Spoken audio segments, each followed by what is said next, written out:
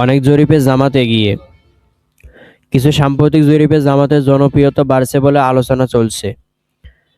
রাজনৈতিক বিশ্লেষকরা এটিকে নতুন ভোট প্রবণতা ও পরিবর্তিত জনমতের সম্ভাব্য ইঙ্গিত হিসেবে দেখছেন।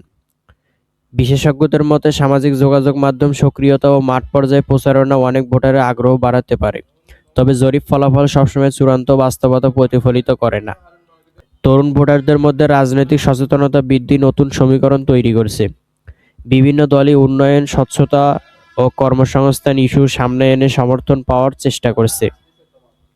জরিপের তথ্য যাচাই করা গুরুত্বপূর্ণ, কারণ নমুনা, পদ্ধতি ও সময়ভেদে ফল ভিন্ন হতে পারে। তাই বিশ্লেষণে সতর্ক দৃষ্টিভঙ্গি প্রয়োজন বলে বিশ্লেষকরা মনে করেন। রাজনৈতিক প্রতিযোগিতা গণতান্ত্রিক প্রক্রিয়ার অংশ। বিভিন্ন দলের প্রচারণা, জনসংযোগ এবং নীতি প্রস্তাবই শেষ পর্যন্ত ভোটারদের সিদ্ধান্তে বড় ভূমিকা রাখে।